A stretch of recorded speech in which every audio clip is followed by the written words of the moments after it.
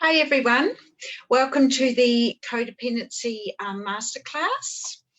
I'm screening this from Brisbane where I live, and it's a beautiful day here today. So thank you for joining me, and I'm just going to press record, and also I've got a PowerPoint, so what I'll do is I'll talk you through the PowerPoint, and yeah, thank you for being on. So I'll just share my screen, bring up the PowerPoint.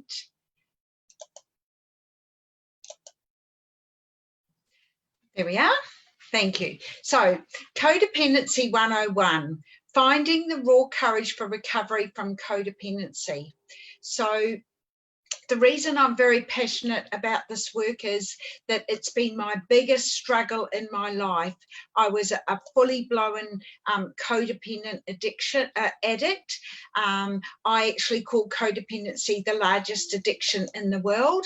And the reason I'm passionate about sharing this work is that as I was about 32 years ago, when I started like trying to get sober from my codependency and do this work, I couldn't seem to get the help that I needed at the time. I'd go to psychiatrists, psychologists. I did go to Al-Anon, which was a 12-step program, and also ACOA, which is Adult Children of Alcoholics. That gave me a fair amount of support, and really that saved my life at that stage. I was actually going to, at sometimes, 3 meetings a day of the 12-step program, for which I have a huge respect for the 12-step programs. And you know, the thing is that anybody can go to, and there's a lot of 12-step programs for different reasons, for different areas of life. So I then was working through my own addiction to codependency, as I said, and I'd go to counsellors, psychiatrists, psychologists, and sorry, I think someone's trying to get into the room. I hope I've let you in. So I'd go to psychologists, counsellors, and they wouldn't seem to get me because I wasn't using alcohol, I don't drink, because I wasn't using a needle or prescription medication. They couldn't seem to kind of pinpoint or give me the support I needed, the help I needed. That's the thing with codependency. It's very cunning because there's not this outside physical evidence. So we'll carry on, and I'll work through. So a bit about my backstory to start, because usually when we develop these conditions of codependency or any addiction, or a lot of our conditioning comes from our upbringing. Now, that's not to blame our parents or say they were bad parents. They were doing the best they could, and as we'll see through the presentation, our upbringing, if we do the work, if we get sober and get support with it, can be our greatest gift in our life, for which it has been for me. So this is my parents. My father was dead at 47 from alcoholism. So my mother also, as growing up, to cope with the alcoholism, she started using prescription medication. So she was a prescription medication addict, and my father was an alcoholic. So and both of them smoked between 60 and 80 cigarettes each day. Now, bearing in mind this was like around 40 years ago, well, not quite, yeah, it was about 40 years ago.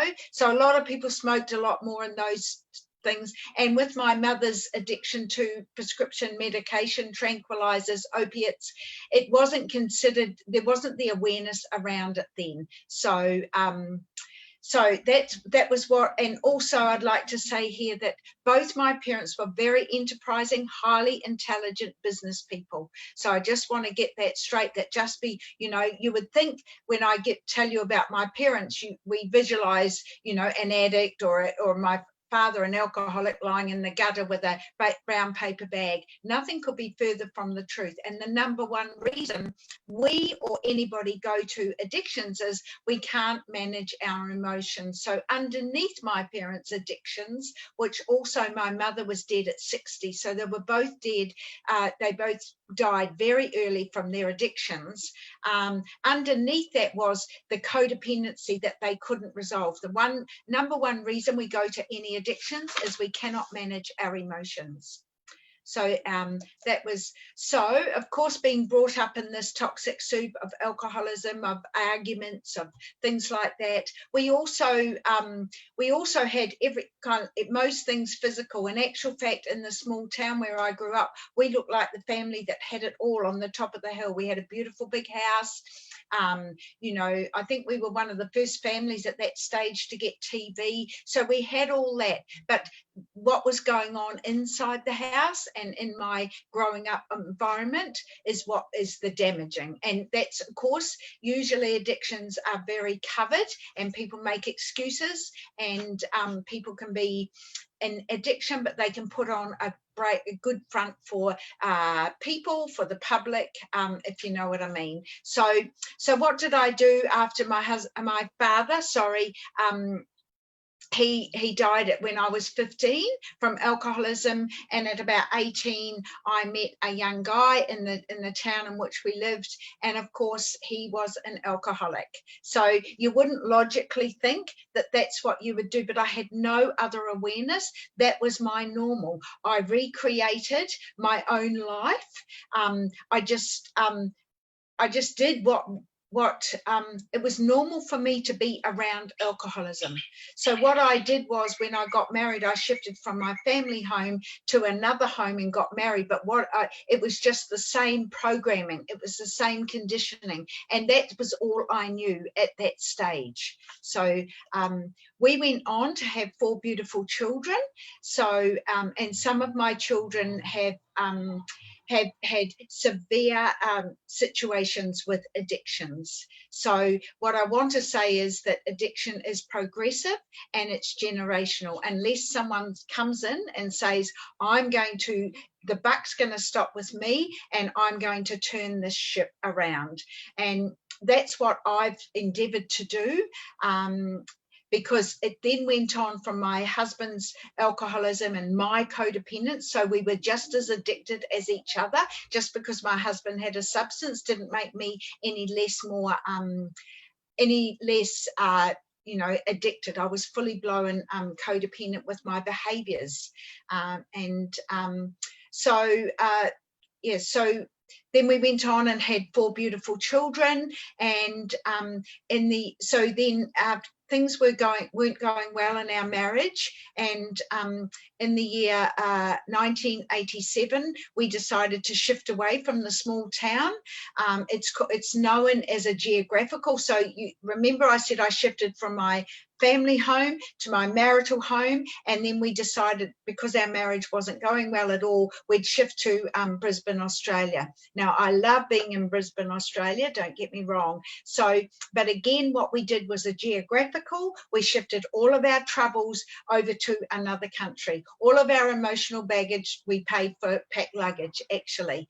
And that's very, very common. We try shifting things around, doing geographicals. People shift to another relationship. We go on trips overseas. We get new houses, all these things because we're not addressing the underlying causal addiction, which is the substance abuse, and underneath that is the codependency. So, oh, sorry, we've just lost the PowerPoint. I'll just bring it up again. Oh, sorry about that.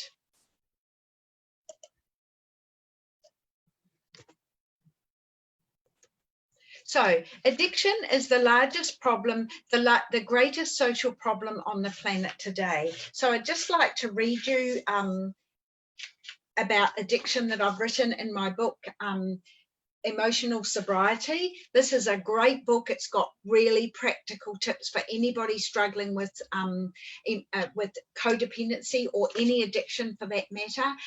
I wish I'd have had this book. I wish I'd have had someone like me to go to, like, over 20 years ago. But however, I wasn't meant to. I was meant to learn maybe the slower way or the harder way, and now I can help others. So this is by Dr. Gabor Mate, who's a world-renowned authority on addiction. Many of you may have heard of him, and he's got lots of good stuff on YouTube and good books.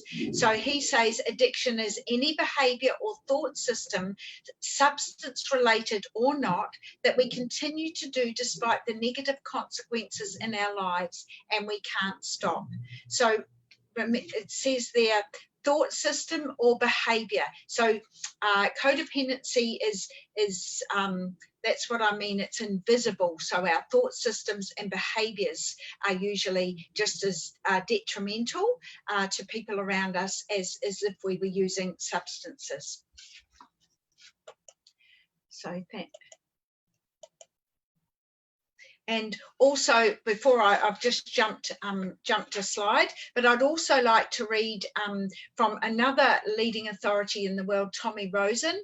His description is, addiction is the greatest social problem on the planet today. I've just said that. It causes damage, heartbreak, and emotional and physical scarring. It breaks up families and carries self-destruction in its wake. Addiction is responsible for a large part of crime and consequently our prison population.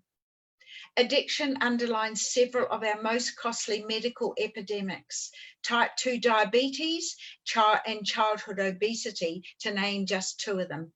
Addiction has no respect for age, gender, race, and it cuts across every socioeconomic classification. So addiction is everywhere. It's, as we said, it's the largest social problem on the planet today, and it is everywhere. I just think now we are a very, very addictive society, and you know, like a lot of it is kind of hidden, or no, not hidden, it's normalized. It's kind of normalized for people to be, and you'll hear me say, busy, it's martyrdom, addicted to drama, addicted to all sorts of things. So I'd like to just go through the big seven.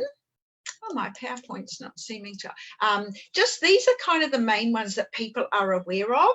And as I say, codependency sits under all of these. And but these are the ones that we know. So we have drugs, we have prescription and illicit. There's more and more awareness now and focus now on prescription medication addiction than there was years ago. And even addicts that are addicted to substances, they'll go doctor shopping and things like that for prescription medication. And people are becoming more and more addicted to prescription medication and their medication because of the side effects of that medication and things like that. I know people that are on, 15 medications a day. It just seems to be the go-to, instead of looking at the causal reasons that some of our sicknesses have come about, and then environment, and then trying to look at changing our lifestyle, changing our diet, meditation, all of those things to look at the causal reasons.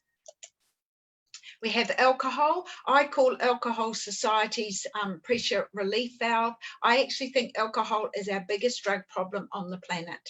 And that's because it's normalized in society. We use it for births, we use it for deaths, we use it for relaxing after work, a lot of social occasions, sports events, horse racing events. Alcohol seems to be involved in most of those things, and it's readily available to buy. Also, alcohol is legal, so it's a legal drug. And also, it's very easy to get. There's a bottle shop on most corners. So food, overeating, obesity. Most of us will know now that obesity is a huge epidemic in the world. And actually, I'm going to be starting up some workshops with Professor Gary Leong, and he's a pediatric endocrinologist, and he works with children who are obese and diabetes.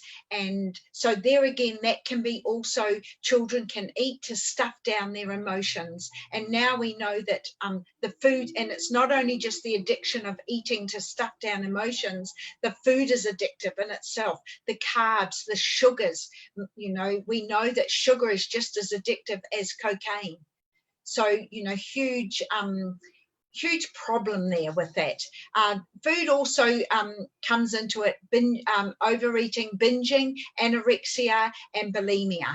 So one of my daughters was bulimic for about a good 20 years. And I can see, looking back, and we can see now that she couldn't deal with her emotions. She used food. So then she found a way to abuse herself, and also was bulimic and abused herself with that for many years because she didn't know how to manage the emotions. And I'm embarrassed and sad to say at that stage, I wasn't even well enough in my codependency to help her through that. She is through that now, and things are a lot different for us. People, this is where codependency is the dis-ease of the lost self. It's about connection, it's about people. But before we can connect to others, we need to be able to connect to ourselves. So what happens when we grow up in environments like I grew up in, or my children grew up in, the same toxic soup? So they felt they had the need, they needed relief, so they went for drugs as well. What happens is we split off, and we become an adapted self. So we split off from ourselves. So in the healing of codependency is the reconnection to ourselves. So reconnect to ourselves. The opposite of any addiction is connection. But before we can start connecting in relationships or to people, places, and things, we have to form the new relationship with ourselves and get connected to ourselves. That's why we need a coach. And if you're watching this and you're codependent, please, if you're going to get help, make sure you get someone that is specialized in codependency. There's very, very few people out there that actually understand it. Money, it's become, gambling is a huge addiction, and shopping, people shop. We do all of these things. We reach to the outside to get a quick fix, to give us relief when we start feeling wobbly, disconnected, emotionally not good. I'm sure you all understand what that's about. So what we want to do is we can eat, we can alcohol, food, anything to not feel. We're a society that doesn't want to feel. So shopping, being in debt, we're bought into the lie where it's okay to keep getting more and more debt. And we do that, as I said, like for the quick fix, like like, oh, let's go on a trip. We're feeling anxious. Let's go on a trip. Let's get a new house. Let's get a new car. But the problem is that if we're spending money that we can't afford, it causes more anxiety. So then we need to go for more relief. Sex, pornography, using sex as a drug has become a huge problem in society. And that is, sex addiction is a huge problem as well. And the other one, which we're using today, so is technology. So technology is fine if it's used in the right context. And I'm very, very grateful for technology that I can learn such a lot. We've got YouTube. It's such a great thing for people to learn off and work with. But again, if it crosses the line and it's used like digital heroin, we're using that for a quick fix, and we become disconnected. We become connected to the technology, or connected to how many likes we've got on Facebook, or who's doing what, and then it's not good for us to do that. And what about children who are, on their iPads or on their iPhones when they could be out building a tree hut or exercising outside? And you just need to walk down the street. And also when you walk into a restaurant, you can see, or a cafe, where people are all on their phones. They're not connecting with people. They're connecting to the phone or the technology. So codependency is the white elephant in the living rooms of, I believe, 95% of the homes on the planet today. And it's going undiagnosed, as you will see through the rest of the presentation. So my role today, and if my role will be done if I've raised your level of awareness about codependency, and also if you feel that you have some of these symptoms and would like to heal them. Please reach out to me. I do a 20-minute, chat, just a self-discovery to see if any of this resonates with you.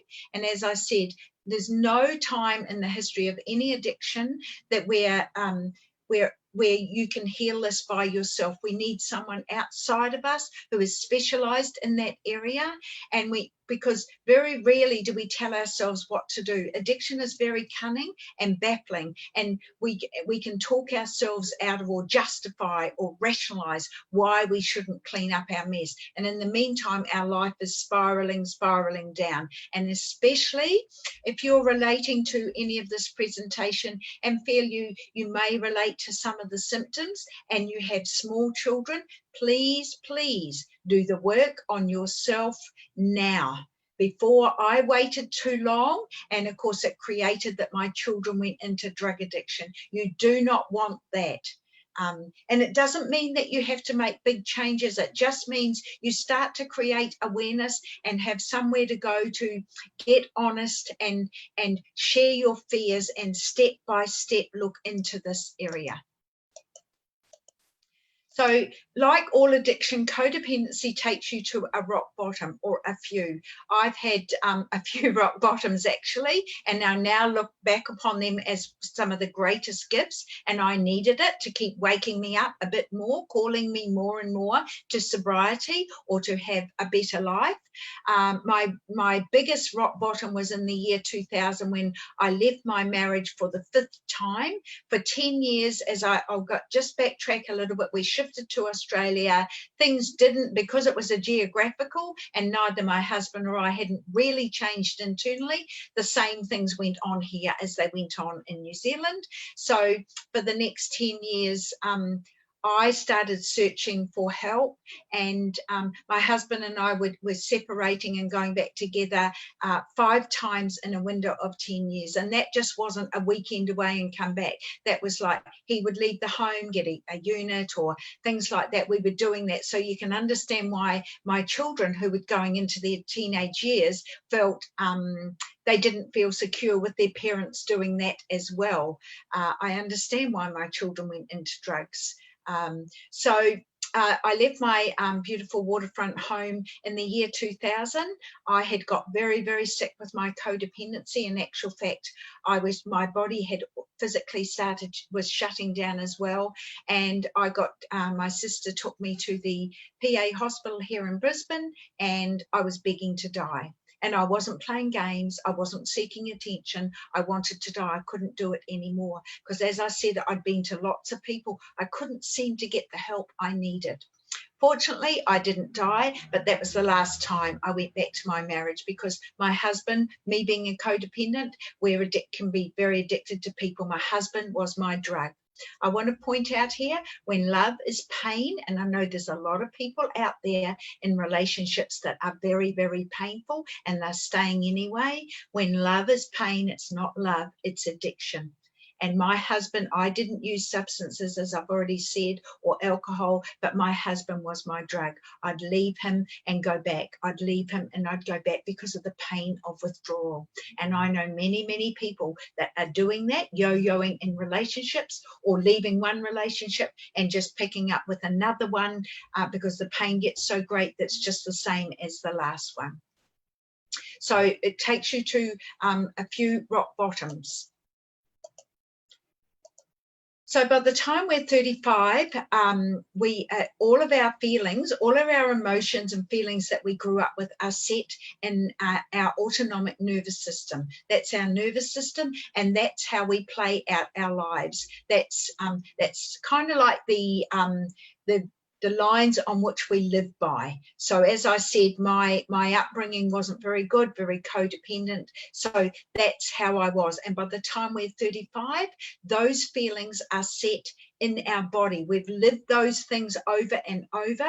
And what I really want to point out about this slide is, by the time we're 35, the feelings that those things create, the anxiety, the depression, the suppression, all of those things, what it does is they are set in our body, and our body becomes the mind. What I mean by this is we become addicted to those feelings. This is neuroscience that's come out just a few years ago, that not only can we become addicted to people, places, and things like I've talked about, but then, and because that's normalized in our lives, we become addicted to depression. We become addicted to being fearful. We become addicted to anxiety. We can become addicted to being sick.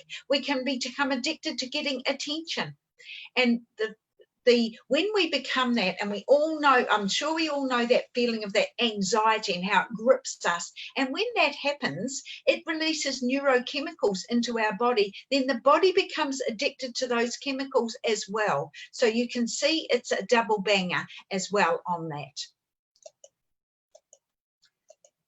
So codependency is progressive and fatal. As I've said, it's generational, it's progressive and fatal. And I talked about my father dying of alcoholism when he was 47.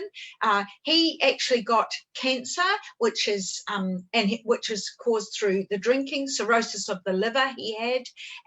But what I want to point out, on his death certificate, it didn't have alcoholism. Everybody covers over the addiction side of it. But of course, the alcoholism caused the cirrhosis of the liver, and then he died. So it didn't have alcoholism on his death certificate or his tombstone.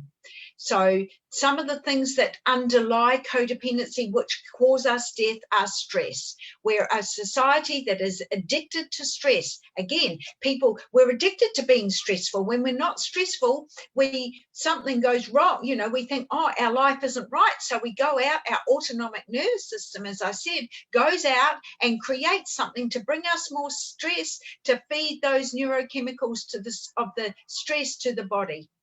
And no physical body can live under stress for a long term. Stress downloads and it changes our gene expression. So when we see these things and people say, oh, they're genetic, with long-term stress, no body can stay under that forever. So it starts downloading these chemicals that change our gene expression, which then creates autoimmune. I didn't realize, I've been learning more and more about autoimmune, and lots of, there's so many things that come under autoimmune. Like there's Alzheimer's, there's heart, there's cancer, there's MS, there's all sorts of things that actually they just label it autoimmune. I think it's because they don't really know what it is and they're not looking underneath. But all of these things can be turned around. Like I just said, stress and long-term stress on the body downloads the chemicals that change our gene expression. If we start cleaning up things and start to get sober in all areas of our life and make lifestyle changes, environmental changes, epigenetic changes, we can turn things around as well. Did I mention Alzheimer's and dementia? I have a friend in Cairns. Her mother has not long passed at 70 with dementia. She'd had it for 3 years, Alzheimer's. So the mother went through a horrific experience. If the family, it was horrific watching her. And I was speaking to my friend recently, and she said, you know what, Ros, we've realised that Mum was very, very unhappy in her marriage for a good 20 years. And I went, bingo. See, this unhappiness, this long-term, creates more disease. That's why I'm passionate about people getting support. You can clean this stuff up. I'm a living testimony of it. And if I can do it, anybody can do it. I was the queen of codependency. Cancer, like I said, heart disease and strokes. So some of the symptoms we'll just go through quickly. So just in your own mind, just start to just ask yourself a question, just quietly, just see whether you relate to any of these. Do you say yes to things when you really want to say no? As I said, please try and be as honest as you can, and you'll never outdo me. I was the absolute queen of all of this until it got me to my deathbed. And if some of these symptoms are manifesting quite big in your life, let me tell you, it won't get better. It's like any addiction, it's progressive and it gets worse and worse, and we go spiral and spiral. And no trip overseas, no new car, no new hairdo, no shifting countries like I did will fix it, because it's underlying. It will just create dis-ease in your body, which will create disease. So do you feel responsible for others people's behavior? Do you feel responsible and take over other people's behavior, short-circuiting their lessons?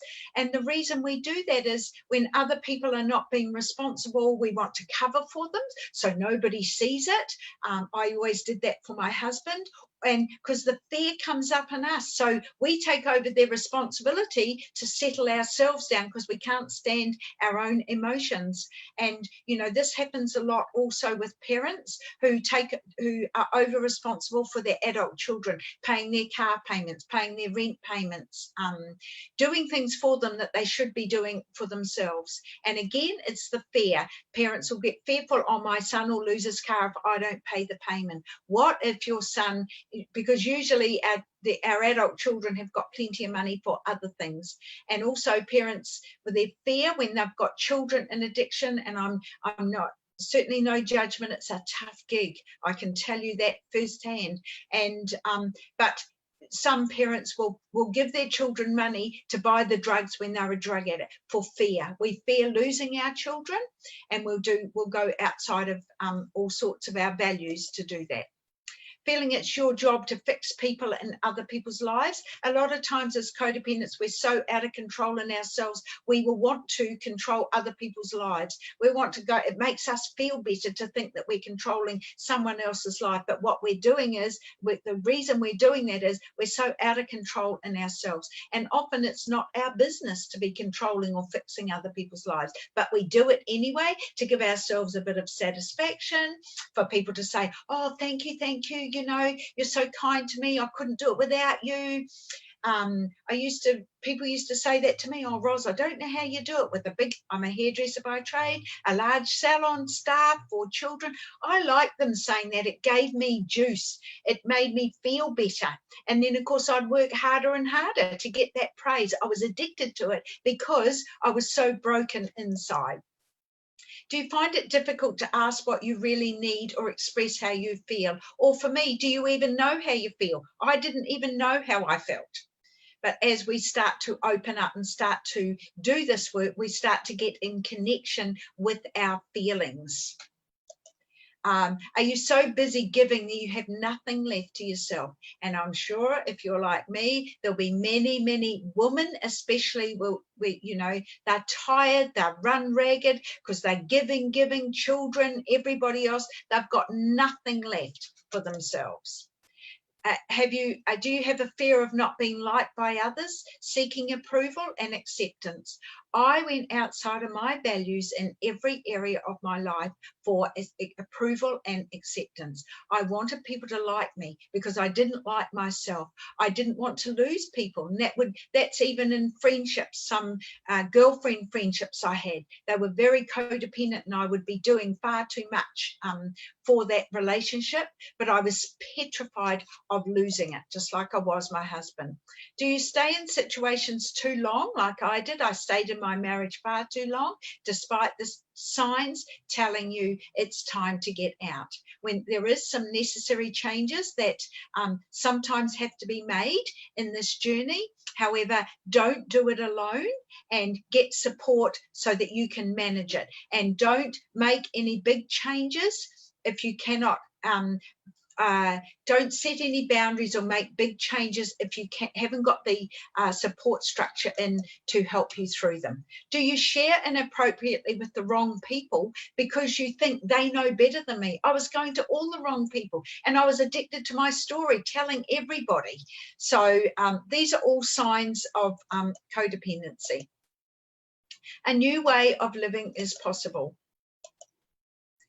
So here's what I do know now. Recovery is possible. However, it takes more than wishing for it. I know with all my heart it's possible. And that's what I want to get across to people. There is a way. You can feel better. You can have a better life. But it takes commitment. The most meaningful, sustainable growth comes when a person has nothing left and they surrender. Like I said, when I got to that hospital, I'd surrendered. I couldn't do it anymore. So that was my absolute bottom. And then we're open to another way. We've given up the trying to control. We're releasing control, which codependency is a condition of control. Trying to control people, places, and things on the outside because we're so out of control and broken on the inside. You've got to want to change. If you want, you've got to really want to. There's no quick fixes. And I say to people that ring me or we chat, and I say, and if the people that come on with coaching with me, I'm saying, if you're looking for a silver bullet, this is not it. And let me tell you, if there was a silver bullet for this work, I would have found it. I went everywhere, running around like a chook with my head cut off, trying to not address the issue underneath. I even got addicted to personal development seminars. Now, I don't regret, I learned a lot in that, but again, I still wasn't addressing the underlying issues. You can become addicted to anything. You've got to really want a different life. My experience shows this happens when the pain is so great that you have to change. Actually, it's the best place to be, although, sorry, it won't feel like it at the time. Again, so important to get support with someone. If you go looking for support out there, make sure someone has done the journey that you're wanting to get to do, that they're actually walking their talk, not just talking the talk, that they're not living codependently in their life, most of the time. And again, you want them to have the evidence that they've got out of the trenches that you're trying to get out of. I know what's on the other side of it. I absolutely do. I love my life now, and it's so worth it, as I say, but at the time I didn't probably think it was. It's a way of living. It's not a quick fix. As I said, there's no silver bullets in this. You're creating, like I said, from my conditioning, that was my life was normalized. Now my life is a very different normalized. So we're creating a new normal, a new way of living, a new way of thinking, and a new way of behaving in life, which is far better for ourselves and far better for the people around us. So I'd like to share about a client I've been working with for 3.5 years. After leaving her second marriage, she had no money, she had no job, no car, no house. Now, this person has a lot of degrees under her belt. She's actually a Mensa, which is the top 2% of intellects on the planet. Why I mention that and why I want you to realize that is you cannot intellectualize yourself through emotional problems. I'm going to say that again. You cannot intellectualize yourself through emotional problems. You need an emotionally sober coach to do that. You need to work on your emotions. And another representation of that is last year I was coaching 3 professors at one time. They had more degrees than a thermometer, and yet their emotional life was out of order. So getting back to this person, she had no house. She slept on the couch in someone else's home for 6 months. Someone took her in. Now, this is a highly qualified, highly professional, highly intelligent woman who had been earning big money in big roles. This is what this stuff can do. It reduces you to nothing. At that stage, she had a primary school age child. So so today, with her doing the work and being very committed, She surrendered. So the most important thing is she's put herself and her emotional sobriety as her number one value in your life. And when we do this work, you need to make it your highest value. That comes first. My emotional sobriety is my highest value in my life. I always take it through that value. Will this do me harm, or will this keep me in a healthier state, or could it spiral me down on a slippery slope back into codependency? And if it's codependency for me, I do not do it. I have no qualms saying no now. I could never have said no. So this girl puts her emotional sobriety number one in her life. She was knocking on death's door like I was. She has learned how to have fun. She has slowed down. The number one thing, and I was addicted to being busy. Most of us are. We're frantic. We're addicted. Always busy, busy, busy. We know the people that go, I'm busy, I'm busy, I'm busy. They kind of wear a badge of honor with I'm a busy person on it. So this girl has slowed down, and you've got to slow down to get connection with yourself. And slow your whole life down. She is present in her life and the lives of others. She's a totally different person now to be present with. She is far more emotionally present for her son, and by her demonstration, she is giving him a new way of living. Now, that's what I talked about, that addiction is progressive and generational, so is sobriety or recovery. So by this girl doing this, her child was, he's 14 now, he was about, just about 10 when she made this change in her life. Now, I want to tell you that with the mother making these changes, that kid knows more about personal responsibility, self-care and boundaries at 14 than most people I know at 30, 40 and 50. So you can see how that ripples down. Just like the addiction rippled down in my family, my father, I married an alcoholic, and then my children had substance abuse issues, so does recovery, and that's exactly what's happened. I had to turn around, focus on myself. If any of you are listening to this that have children in addiction issues or substance abuse issues, we want them to clean up. We need to clean up our part of it as well. She's still doing the work, however, life is now very different for her. She's done it step by step, and she's been totally committed. You have to be committed, because you know that if you don't clean up your act, just like a heroin addict, that death, you will die through one of the sicknesses, or you'll die anyway. She's now, after doing this work, she's built a 100K a year business from nothing. Remember, she had nothing. She didn't actually even have money to buy the groceries, and published her own book. She surrendered at all stages and taken action, even though she was on the floor many times. But she worked through it with support, baby step by baby step. So some of the things, if you're relating to some of the things and you're thinking, well, what would I do first? How do I go about it? Number one, as I said, is slow down.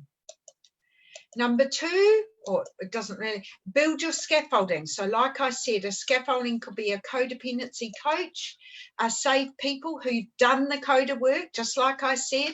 Look, we build scaffolding around a big high building. If we fall, we want people there for us to fall. And may I add here then, these people, it would be it's better if they're not in your family or even your friends. And if you're like me, probably your friends are sick and tired of hearing your stories, and you're embarrassed to even keep repeating it to them. So we go to someone outside. You don't even need to tell anybody you're going to someone. We create a safe relationship. And then when my clients come to me, I do actually suggest that they don't go and telling, I'm going to this coach. And as codependents do, we usually like telling everybody everything. And I suggest that they allow people to see the changes in them. I'm about results, and I'm about results, like getting results quickly. So and that's not a quick fix. It's just seeing small, sustainable results quickly, and people can notice the changes, and that's more evident to you. A group, as I said, there's plenty of 12-step groups around, and daily practices. This is your scaffolding for you.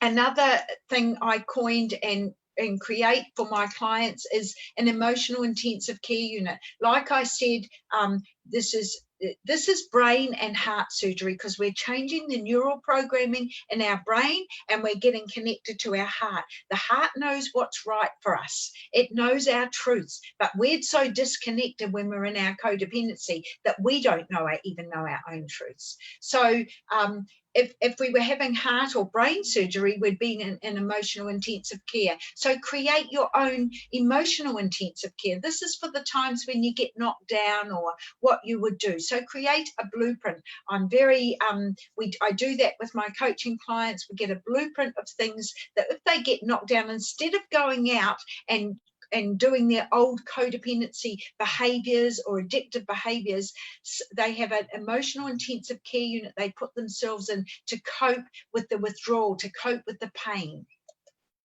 So you cocoon yourself, like I said, in an emotional intensive care.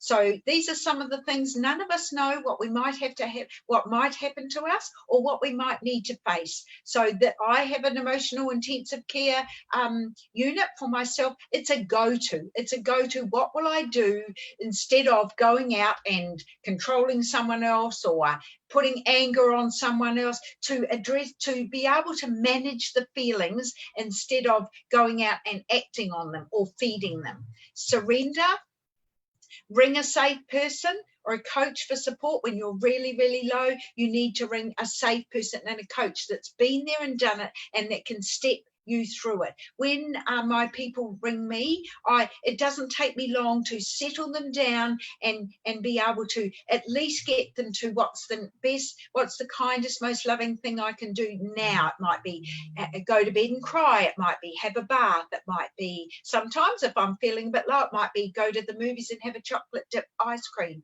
So that's how we can sort of organically turn people around without them feeding their or addiction, or in my case going back to my husband for another time of the marriage. I was addicted to that, so I needed this sort of thing to work through and be able to feel my feelings. The Ho'oponopono is a lovely Hawaiian healing technique. It's on YouTube, or connect to me if you'd like it. It's a beautiful, if I get knocked down, and as I said, any of us can, I just let that wash over me. And tapping, most of us will know emotional freedom tapping. There's heaps of things on YouTube about that as well. So these are the things, we go to these things with support. And we do that until we can work through the fears, we can work through the withdrawal addictions, even addiction to being busy. We get our body wants the chemicals of that as well. So it's to be able to work through our emotions in a healthy way, not the way we've worked through in the past that didn't turn out well for us and cause a lot more problems, and generationally. Meditation and yoga and exercise, and there's lots of wonderful things that we can do. We start taking care of ourselves, and most codependents are all about taking care of everybody else, and they're at the bottom of the page, especially mothers. So one of the things is we start to mind our own business, and remember I said that we like to take care of other people's business. That's a distraction from looking at our lives. We use everybody else's lives as a distraction from looking at our own lives. I've also, we need to mind our own business, and I say stay in our own paddock. There's enough work to do there. And if we stay in our own paddock and do the work, a lot of the problems that are out there, they start to dissolve. As we change, our life changes. I promise you. I promise you that with all of my heart. So stay in your own paddock. And I say to them, and don't even put your head over the fence. We've got enough to clean up our own business. And especially with, as I say, parents where children are in trouble or in addiction issues, if you start to clean up yours, that can have a huge effect on your child getting sober. So things to look for are identify where you're overcommitted. Remember I said usually we're very, very busy and we're doing things for everybody, running around like a chook with our head cut off. So look for where you can start to reduce, and this is where you need a coach to talk things through, because it's very scary. We're addicted to this stuff. So start to release a few commitments. It doesn't need to be forever, but start to release a few commitments to give yourself the space to do this work. Learn to start to ask yourself, how do I feel? We're a society that doesn't know how to feel, hence why it's a very, very addictive society. So we need to feel, not think. Not how do I feel, not how do I think. So start to bring that into, instead of what do I think about this, how do I feel? How does this make me feel? And if it's not good, then you need to start making some changes, because those feelings are not good for us long term. They cause dis-ease. So what does emotional sobriety look like? Well, this is for me, and I can say this hand on heart, 100%, that I feel in control of my life. Now, notice I said my life, and no, but not anybody else's. Whereas before I was trying to control everybody else's life, especially my husband's, trying to stop him drinking, or, you know, my children in addiction, trying to fix them. I was like I was out in water trying to hold all the beach balls underwater. It's exhausting, and it doesn't get you anywhere anyway. So I feel in control of my life. I'm number one in my life. So I'm number one. I'm first in my life. I'm very happy to say that. If I'm number one and take care of my needs and look after myself, I'm actually a nicer person for other people. I actually have more to give. I used to give, but I was giving to receive acknowledgement or appreciation, or to feel, I was giving to feel better about myself. Now I give from a much healthier, motive is the word. I give from a much healthier motive, and I'm much more balanced about that. And actually, in fact, I've got far more to give now than I did have before. Before I was giving from a very empty tank. And when we're giving with the motive of getting something back, we're not giving, we're just trading. I make decisions for myself and the highest good for me. And as I said, my number one filter is will this emotionally take me down a slippery slide? Will this add to my emotional sobriety, or will it take it away? If it's going to put me into any sort of emotional danger, it's a no. I don't do it. And I don't feel like I'm missing out or anything like that. My emotional sobriety is so precious to me, and I love my life so much. I'm not prepared to do anything to harm that. I now have safe personal and physical scaffolding in place to support and challenge me. I have coaches. I will have coaches till the day I transition off the planet, because I too need to be, when we have coaches, we need them to support us, but also challenge us. So I want to keep evolving to the highest version of myself at each stages. So I need people to challenge me as well. We don't want a counsellor that's all wishy-washy and just supportive. We need a counsellor or a coach that challenges us as well at the appropriate levels. So bit by bit by bit. I take time out when needed. Absolutely, I do. I have a stop button, and I recenter myself before going forward. So if I'm tired, if I'm hungry, if I'm angry, if I'm lonely, I stop and I fill myself up. If I'm tired, I take rest. Now, I never rested. I wouldn't have stopped. If I'm hungry, I feed myself. I'll sit down and have lunch. I won't just eat food on the run. Or when I was running my salons, I didn't actually eat food all day. Then, of course, I'd come home and binge at night, usually sugary things, because I was starving. And if something knocks me, I get my support system, get my scaffolding in place. I maybe put myself in emotional intensive care, and I get myself balanced before I go out again, so that I don't cause any more problems in my life. I have a regime for when I get knocked down or wobbly. Absolutely, I do. As I've said, I now know how to laugh, have fun and joy in my life. I sure do. I love my life. I have reclaimed the pieces of myself that I disconnected or lost, and more some. I've grown from that as well, and I hope to continue growing to become a better and better person and to get the most fulfillment of my life. I'm living a new normal. I definitely am, and it can be done. So, if you'd like more information, I have a weekly coaching program, which feel free to connect with me via Messenger, or I have a weekly, as I say, it's 6 weeks. I cap it, and this is an online program. I cap it at 5 people, so it's safe because it's an interactive and discussion program, so people can feel safe. It's $350 for the whole 6 weeks, and